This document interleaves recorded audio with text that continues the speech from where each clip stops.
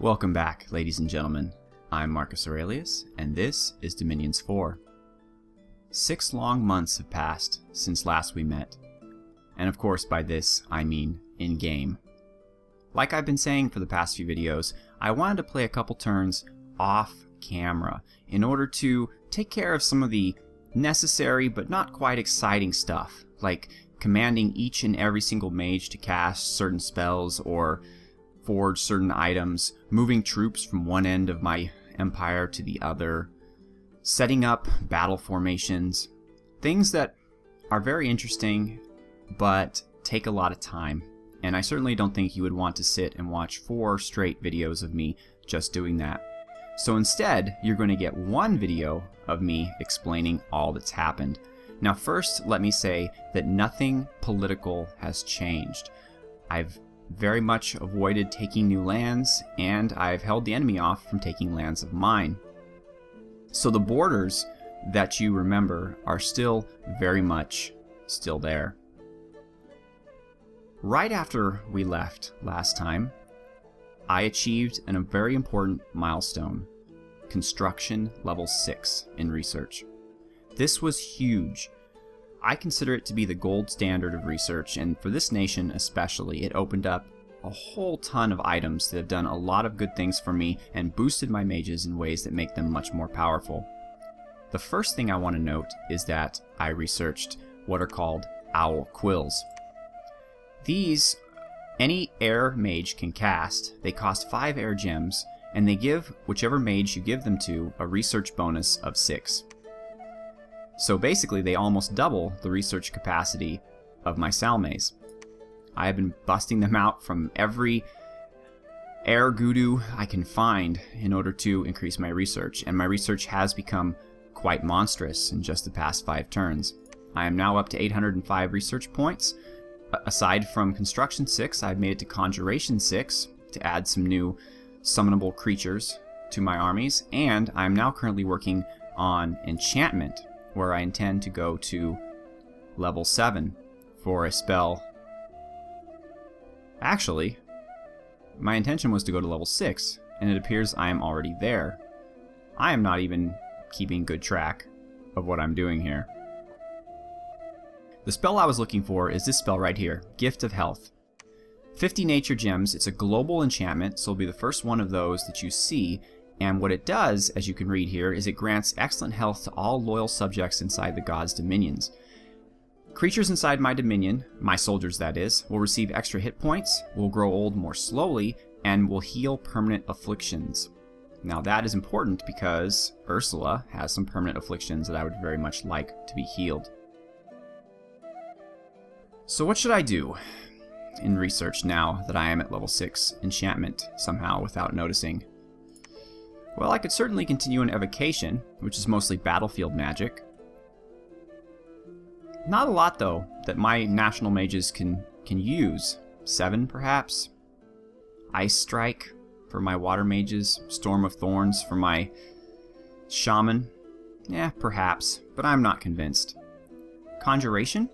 I could always use more creatures and interesting ways to bootstrap up into different paths. Asp turtles look like fun.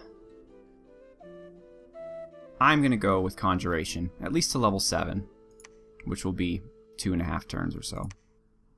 Okay, so aside from these owl quills, I've also produced a whole ton of other items. As you can see, my gems are quite low. Zatanna, I have buffed up considerably. If you'll recall, she had 3 astral. Well, I've given her a crystal coin, which only she can produce because it requires both an an earth and astral mage of level 2 each, and it gives her another astral level bonus of 1. Then I had her produce a Starshine Skullcap, which gives her magic resistance of 2, but also an astral magic bonus of 1. So she's now up to 5 astral. I then created for her an arcane lens, which gives her an astral, well, it gives her a ritual range bonus of 1, which I believe works for everything, but in her case it's for astral. I should probably make more of those for my other troops as well. Another hero showed up last turn, Utnapishtim, the favorite of Enki. No description, so it looks like something the developers are still working on, but I believe he's better than when I saw him last. He is immortal. He has, poor inspiration, just like the other older recruitables. But he has 3 nature. So, not as good as my shamans, but he's nice to have. I have him researching. Bloody Bob now is in possession of a blood pendant, which gives him strength +2 and increases the range of his blood spells by 1. He's not casting any ritual blood spells, so that's kind of worthless, but I figured why not give him something to really up the bloodiness of him. My water mages, specifically my capital only NCs, I don't know why I keep forgetting that, I've been construction level 6 was very important because it allowed us to cast Water Bracelet, which anyone can cast, any water mage that is, of even level 1, and it gives +1 to water skill. So as you'll recall, I was waiting for a level 3 random water mage. Well, I gave up on that. And I just have all of my level 2 water mages, I have them with the magic bracelet and the Robe of the Sea, which they need water magic level 3 to cast, and gives them another level of water magic. So I have a number of level 4 water mages running around. I also produced a Dwarven Hammer. Now, this is very disappointing. In Dominions 3, a Dwarven Hammer was an achievement. It was something that you wanted. It reduced the number of gems it cost to forge items by, I believe, 20%, and this was a big deal. It has been horribly nerfed in Dominions 4 and is now not even worth producing, in my opinion. It's cheaper, sure, but you still need an Earth Level Mage 3 to cast it, and all it does, ladies and gentlemen, is reduce the gem expenditure of items that you forge by 2. So this means if you forge an item that costs 40 gems, now it costs 38. Pretty much worthless, and I'm ashamed that I produced it. Ursula needed some extra air magic, so I produced her a winged helmet. I would love to give them to all of my Gudus that have air, but it's very expensive at 20 air gems. It does, however, boost air score by 1. Anything else that you have not seen? I've also produced Bag of Winds, more expensive even than the air helmet, but they give an extra bonus of air magic, magic command 1, and summons an air elemental in battle. For right now, I've just given it to a random Gudu who I'm going to be having cast ritual spells. You've seen this down here. I have been summoning a whole ton of water creatures here. Sea serpents, sea trolls. Aquaman now is in possession of not only the Robe of the Sea and the ring, but also the Water Lens, which increases his water strength and gives him a 1 water gem each combat, and the Wave Breaker, which causes every battle that he's in to cast a spell, Friendly Currents, which I'm not sure exactly what it does. Let's see if it says. They can move farther every turn and are less exhausted by fighting, so it basically just makes things easier for your troops at the expense of the enemy. Okay. I've also been summoning quite a bit of stuff just to show to you. One of the most interesting things I've been doing is a blood spell with Bloody Bob called Cross Breeding. It's blood and nature, and it basically usually creates these worthless foul spawn, which are nothing to really get excited about, but occasionally you'll produce something interesting, like this foul beast that has fear, high hit points, many attacks, and a foul spawn spider, which is better than your typical foul spawn, but not by a ton. I've also been producing manticores, which I love. Only my shaman can cast them, because they require both an earth and nature mage, and it's definitely a waste of a shaman's turn. You only get 1 per cast, but they're amazing. 62 hit points, good protection and defense, 20 strength, they have fear, they fly, they can flick barbs at range, they have a stinger and claws. I wish there was a spell that I could cast like 20 of these guys, because I really enjoy them a lot. And I also, hidden away here, have a Spine Devil, which Bloody Bob conjured up for us, and a Swamp Drake, which one of my nature mages conjured up for us. And I also think I have one more blood troop somewhere, but it's going to take me forever to find him, so let's just move on. I have two of my new astral mages here doing their thing. The air mages were up until recently forging the feathers. My castle is set up here, and I've started recruiting my death mages. I waited till I had a death mage with 2, and then I had him produce a skull staff, which gives him an additional death magic bonus, so now he has death magic 3. My death mages are generally just casting a whole slew of death spells to kind of show you what they look like. I've cast Forest Troll Tribe, which, like the Forest Troll spell I cast earlier, gives you forest trolls, but also a Forest Troll Shaman. 2 nature, 1 death. I summoned a Revenant, which is just a basic death creature, and a Spectre, which is also a death creature, but also has randoms and can break you off into different paths of magic that you may not already have, although he got me Astral, which I already have. And some of these guys are also summoning undead troops. So we've got Long Dead, and in some cases, Mandragora, which are basically just skeletons held together by vines. Another Manticore is my trolls. I have my Earth Mages cast a Crusher, which is a giant creature with a ton of hit points and protection, ton of morale. It is mindless. It is resistant to pierce and slash, and it is amphibious.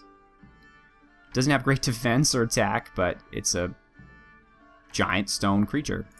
And then the wood version of that the nature gems can cast, the Lumber Construct. Good hit points, good protection, not quite as imposing as the Crusher, but still resistant to many things. I'm recruiting my hunters, not sure what for yet, just having them there. Here I was able to find 2 really good death sites. 2 death from the Graveyard of the Damned, and a death and an earth for a Crypt in the Sand, which I really need because I need earth.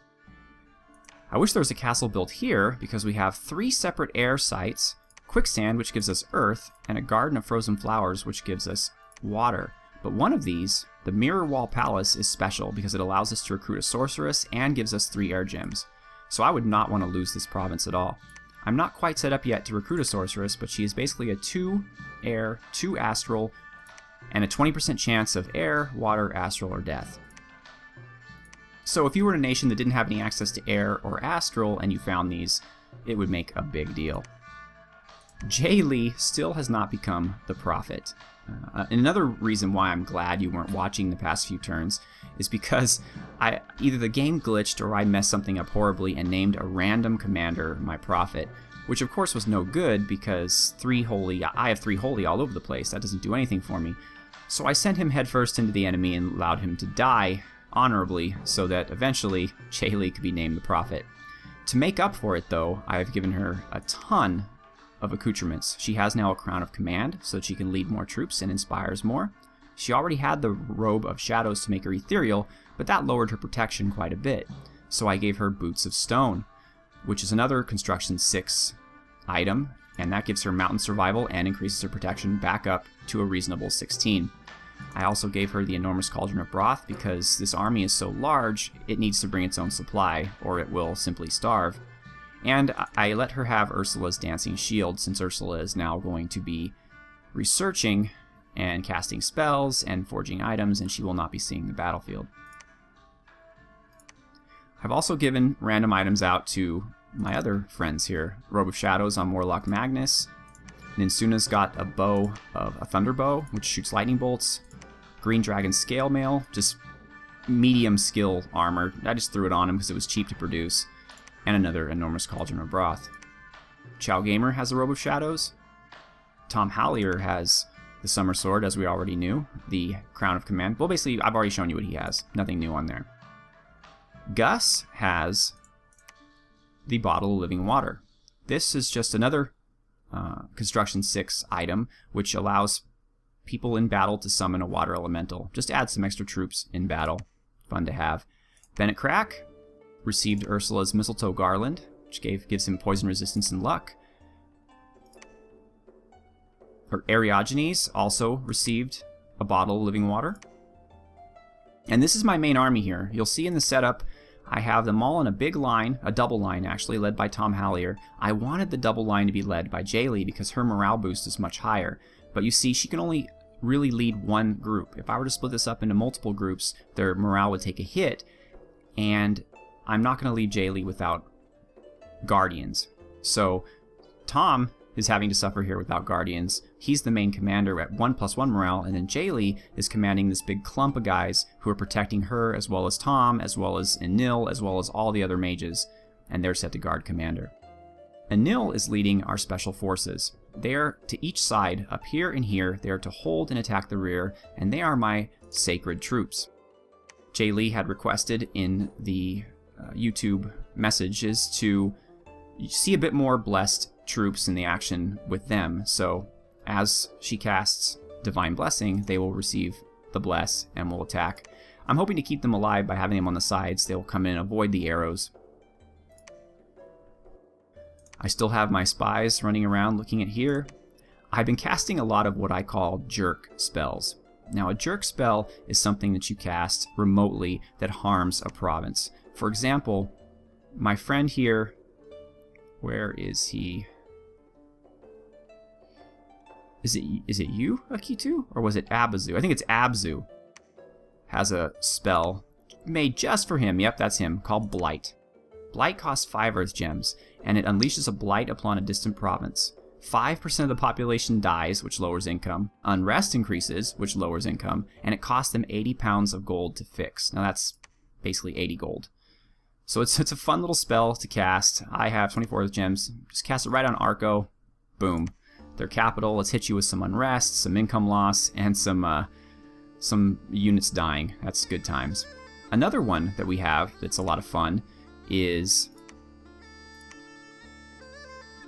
Baleful Star, which curses units in the province and also lowers or increases unrest, though it doesn't say that in the description.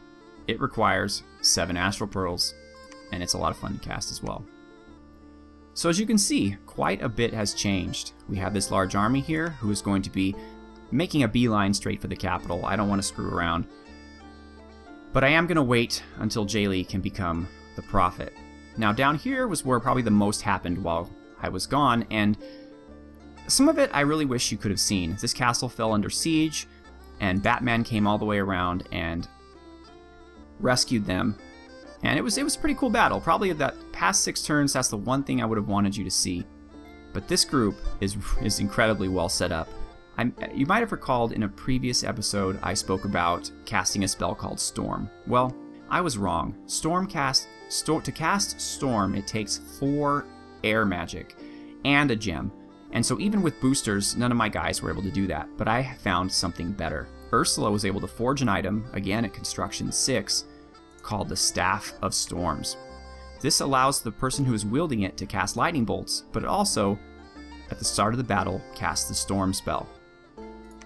So now Enki, at the beginning of every battle, casts Storm, and the rest of my air mages can then go ahead and cast the spell Summon Storm Power, which gives them +1 air. Herman has a Crystal Shield, as does Bulwark, and so those give them an additional air. So what I have right now is I have all these air mages casting Thunderstrike, which is a big beefed up version of lightning that causes stun damage to everyone around it that requires 3 air, which they get from casting Summon Storm Power. Bulwark and Herman with 4 air are casting Orb Lightning, which gets better the more air you have. Bulwark I've also given a Bionic Eye. It is Precision +8, and of course he loses an eye to get it, so he loses Precision +3 with a net gain of 5 Precision. His Precision is now at 17, so he is the most accurate of pretty much anyone in my entire empire. Satis was able to beat back the siege of Tir Naog, and of course, as I mentioned, since they had nowhere else to flee to, they all died. Which puts me in kind of a position, because Tir Naog wasn't doing anything to me. We're still at peace as far as I can tell. But Satis does not like me at all, and I don't like them, frankly. And so now we have this huge army that's now free to attack my provinces. I do have this fortress, and I have some troops around there keeping an eye on things, but it's a bit nerve-wracking. I also summoned a death creature called a Shadow Imp, which is a really sneaky scout, basically. Demon scout. More stealthy than my scouts. And I've also given him Boots of the Messenger, which basically allows him For a mage, it's good because they get reinvigoration, but for a scout, it's good because they can pretty much cross any terrain in only one turn. So in this case, he can move 2 anywhere. He can move 2 over forests, over deserts, over mountains. It doesn't matter. So that's where we stand. So in the coming turns, you're going to see a lot more entertaining stuff than what you were used to. You're going to see spells you haven't seen before. You're going to see the usage of items that are really going to make the difference in my battles. I'm intending to move back down here now that I have more water summon creatures. Of course, Jaylee is going to run around here, become Prophet, and then finally end up on the capital of Arco. Dina is still hanging out here, from what I can tell, in White Peaks. Batman and the main Air Force is going to be working on the southern portion of this area. So that's the short-term plan. I eventually intend to recruit more troops and take the capital of Satis as well. And of course, Wonder Woman is down here gathering her strength for an attack on the throne. So just that explanation, folks, took the entire episode. Not one turn was even played, and I apologize for that. But again, much better than having to have you sit through 4 or 5 episodes of me planning all this out, making all this happen. Starting next episode, we're really going to rev things up. So thank you so much for watching. Please leave comments. I appreciate all of your feedback. It is Halloween here in the United States, and I expect at any moment I will have children ringing my doorbell asking for candy. So have a happy Halloween for my friends here in America, and take care. Bye-bye.